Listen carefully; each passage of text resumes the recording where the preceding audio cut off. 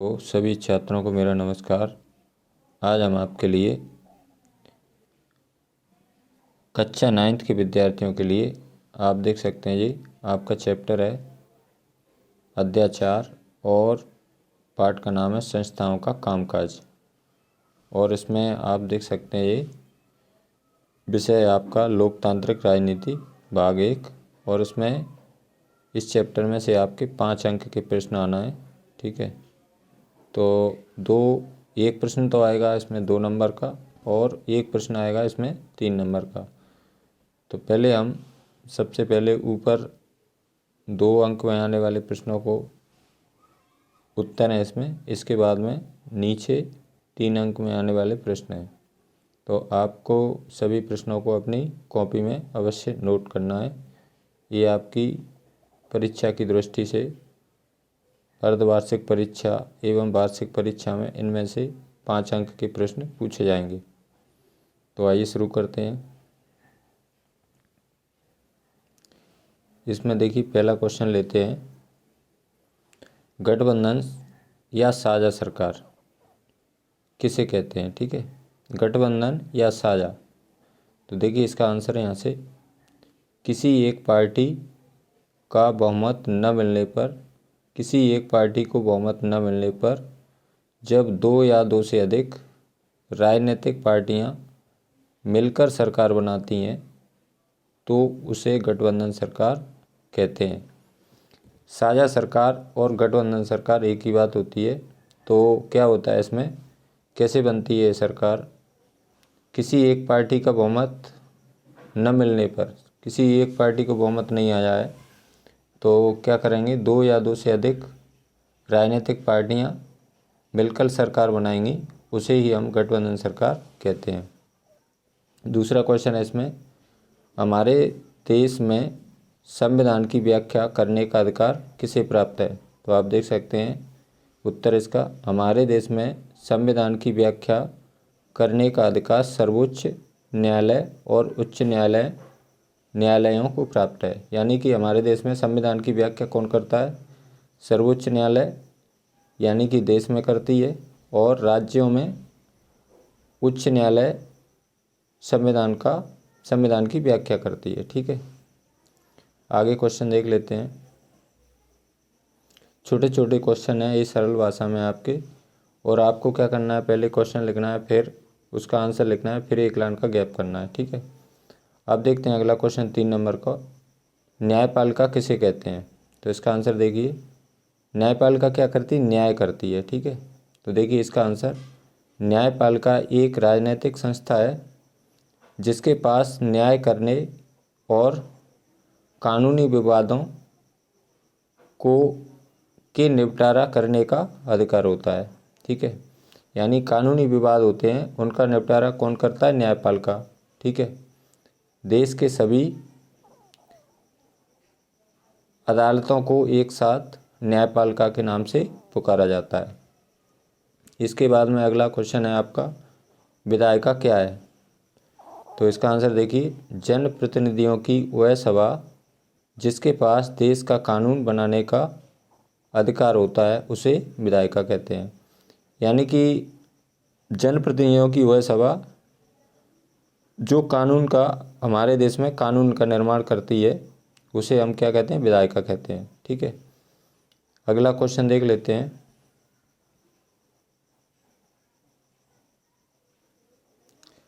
अगला क्वेश्चन देखिए 5 नंबर का, कार्यपालिका किसे कहते हैं।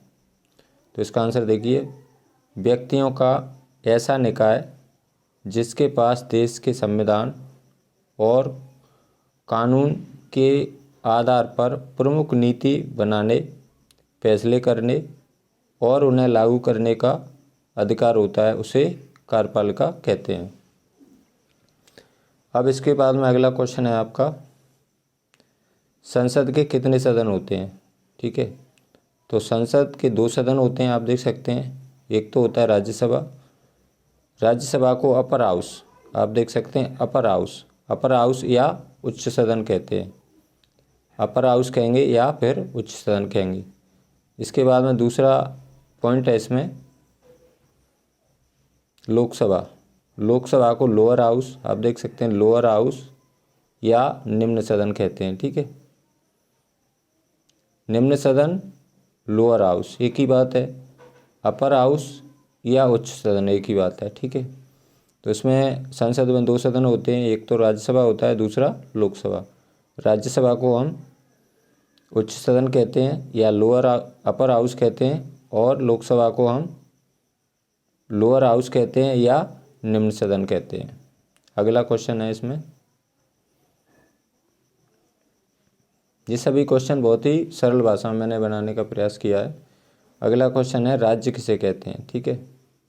तो आंसर देखिए इसका, निश्चित क्षेत्र में फैली राजनीतिक इकाई जिसके पास संगठित सरकार हो और घरेलू तथा विदेश नीतियों को बनाने का अधिकार हो, उसे राज्य कहते हैं।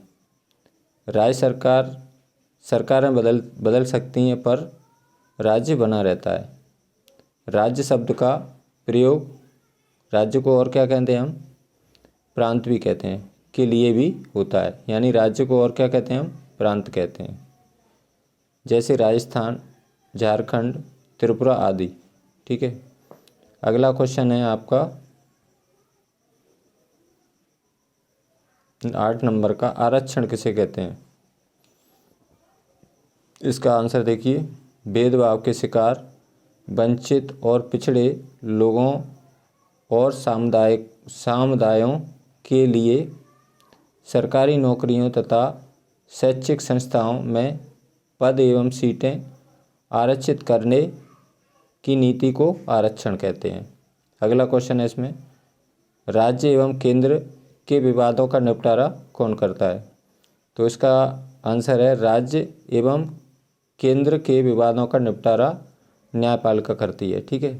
राज्य और केंद्र, यानी राज्य और केंद्र के बीच कोई विवाद होता है तो उसका निपटारा न्यायपालिका के द्वारा किया जाता है। अगला क्वेश्चन है, अगला क्वेश्चन देखिए, सरकार किसे कहते हैं।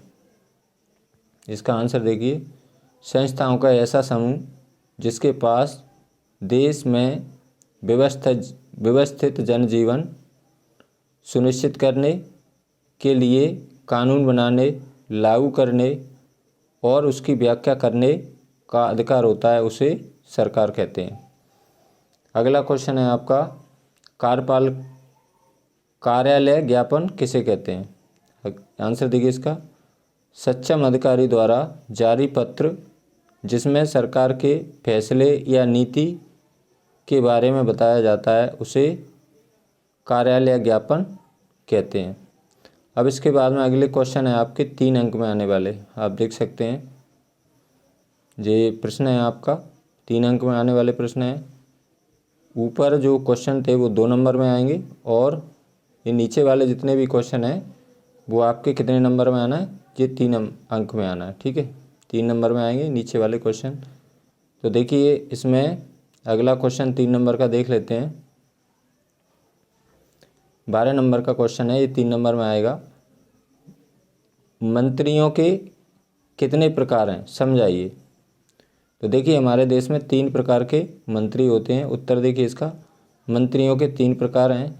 एक तो पहला है कैबिनेट मंत्री, और दूसरा है स्वतंत्र प्रभार वाले मंत्री, और तीसरा है राज्य मंत्री। तो मंत्रियों के कितने प्रकार होते हैं, 3। एक तो कैबिनेट मंत्री, दूसरा है स्वतंत्र प्रभार वाले मंत्री, और तीसरा है राज्य मंत्री। अगला क्वेश्चन है, बहुत ही इंपॉर्टेंट क्वेश्चन है ये, राष्ट्रपति की योग्यताएं वाला। तो इसमें देखिए 13 नंबर का वेरी इंपॉर्टेंट क्वेश्चन है। तो इसको आपको अच्छे से लिखना है अपनी कॉपी में, इन सभी प्रश्नों को। उत्तर देखिए इसका, राष्ट्रपति की योग्यताएं लिखिए, ठीक है। तो हमारे देश में राष्ट्रपति की योग्यता क्या होना चाहिए। तो सबसे पहली योग्यता है वह भारत का नागरिक हो, यानी कि वह भारत का नागरिक हो तभी भारत का राष्ट्रपति वो बन सकता है। दूसरी विशेषता इसमें, उसकी आयु 35 वर्ष या इससे अधिक हो, ठीक है। उसकी आयु कम से कम 35 वर्ष होनी चाहिए या उससे अधिक होना चाहिए।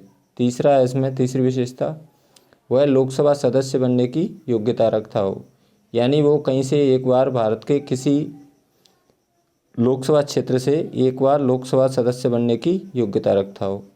अगला क्वेश्चन है, वह केंद्र या राज्य सरकारों के अधीन किसी लाभ के पद पर न हो। यानी वह केंद्र या राज्य सरकारों के अधीन किसी लाभ के पद पर नहीं होना चाहिए। तो ये इसकी राष्ट्रपति बनने की योग्यता है। तो ये क्वेश्चन बहुत इंपॉर्टेंट क्वेश्चन है। अगला क्वेश्चन है आपका, प्रधानमंत्री की योग्यताएं लिखिए। ठीक है, तो ये भी क्वेश्चन बहुत इंपॉर्टेंट है। अगला इसका आंसर देखिए, प्रधानमंत्री की योग्यता निम्न है। तो इसमें इनकी योग्यता देख लेते हैं। वह भारत का नागरिक हो। ठीक है, सबसे पहले भारत का जो प्रधानमंत्री है वह भारत का नागरिक होना आवश्यक है। दूसरा है इसमें, वह पागल या दिवालिया न हो। ठीक है, तीसरा है इसमें, उसकी आयु 25 वर्ष या उससे अधिक हो। अगला है, वह लोकसभा में बहुमत दल का नेता हो। तो ये योग्यता है प्रधानमंत्री बनने की भारत में। अगला क्वेश्चन देख लेते हैं। अगला क्वेश्चन है आपका, ये 3 नंबर वाले क्वेश्चन है सभी। सरकार की प्रमुख अंग कितने प्रकार के हैं? सरकार के प्रमुख अंग कौन कौन से हैं? एक तो विधायिका है, और एक है कार्यपालिका, और तीसरा है न्यायपालिका। इनकी डेफिनेशन मैं आपको ऊपर तीनों की दे चुका हूँ। तो इसमें ये सरकार के प्रमुख 3 अंग हैं। अगला क्वेश्चन है, ये भी इम्पोर्टेंट क्वेश्चन है, प्रधानमंत्री के अधिकारों तथा शक्तियों का वर्णन कीजिए। तो इसमें देखिए, प्रधानमंत्री के अधिकार निम्न है। पहला अधिकार, प्रधानमंत्री मंत्रिपरिषद का नेता होता है। दूसरा है, वह कैबिनेट बैठकों की अध्यक्षता करता है। तीसरा है इसमें, वह मंत्रियों के बीच विभागों का बंटवारा करता है। चौथा है, वह किसी मंत्री को नया पद दे सकता है या किसी मंत्री को पद से हटा भी सकता है। ठीक है,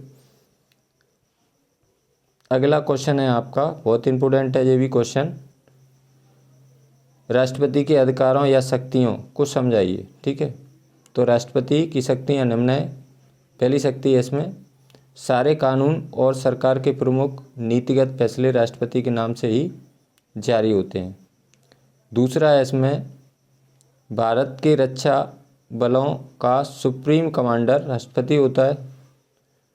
और इसमें तीसरा पॉइंट है, सभी प्रमुख नियुक्तियां राष्ट्रपति के द्वारा ही होती हैं। जैसे भारत के मुख्य न्यायाधीशों की नियुक्ति कौन करता है? राष्ट्रपति करता है। सर्वोच्च न्यायालय और राज्य के उच्च न्यायालयों की नियुक्ति कौन करता है? राष्ट्रपति के द्वारा की जाती है। ठीक है, राज्यपालों की नियुक्ति कौन करता है? राष्ट्रपति के द्वारा की जाती है। चुनाव आयुक्तों और दूसरे देशों में राजदूतों आदि की नियुक्ति राष्ट्रपति के द्वारा की जाती है। यानी राष्ट्रपति के द्वारा ये सभी नियुक्तियां की जाती हैं। अगला क्वेश्चन है आपका 18 नंबर का, न्यायपालिका के कार्यों को लिखिए। तो देखिए, न्यायपालिका के कार्य निम्न है। पहला कार्य है, सर्वोच्च न्यायालय और उच्च न्यायालय को देश के संविधान की व्याख्या करने का अधिकार है। ठीक है, जो देश में सर्वोच्च न्यायालय है और हर एक राज्य में उच्च न्यायालय होता है, तो इनका सबसे पहला काम क्या है? संविधान की व्याख्या करना होता है। ठीक है, दूसरा पॉइंट है इसमें, सर्वोच्च न्यायालय नागरिकों के मौलिक अधिकारों का रक्षक है। यानी जो सर्वोच्च न्यायालय है वो हमारे देश में मौलिक अधिकारों की रक्षा करता है। अगला क्वेश्चन है, अगला पॉइंट है, न्यायपालिका देश के नागरिकों के बीच विवादों का निपटारा करती है। अगला पॉइंट है, न्यायपालिका 2 या उससे अधिक राज्य सरकारों के बीच विवादों का निपटारा करती है। और अगला पॉइंट है इसमें, केंद्र और राज्य सरकारों के बीच विवादों का निपटारा न्यायपालिका करती है। अगला क्वेश्चन है इसमें, 19 नंबर का संसद के अधिकारों को समझाइए। ठीक है, तो इसका आंसर देखिए, संसद के अधिकार निम्न है। पहला अधिकार है देश में कानून बनाने का सबसे बड़ा अधिकार संसद का होता है। दूसरा है इसमें, यानी कानून का निर्माण कौन करता है, संसद के द्वारा किया जाता है। दूसरा है भारत जैसे देश में संसद को सीधा और पूर्ण नियंत्रण हासिल है। तीसरा अधिकार है इसमें, सरकार के हर पैसे पर संसद का नियंत्रण होता है। चौथा है इसमें, संसद की मंजूरी के बाद ही सार्वजनिक पैसे को खर्च किया जा सकता है। तो ये थे आपके 2 अंक में और 3 अंक में आने वाले प्रश्न। अब ये मान के चलो 19 नंबर का क्वेश्चन 3 नंबर में आ रहा है, तो आपको कोई 3 पॉइंट इसमें से लिख देना है। ठीक है, तो ये थी आपकी 2 अंक और 3 अंक में आने वाले प्रश्न। यदि आपको यह वीडियो अच्छी लगी तो लाइक करें, अपने मित्रों के साथ शेयर करें, और यदि आप मेरे चैनल को पहली बार देख रहे हैं तो प्लीज़ चैनल को सब्सक्राइब जरूर करें। थैंक्स, सभी को मेरा धन्यवाद। थैंक्स।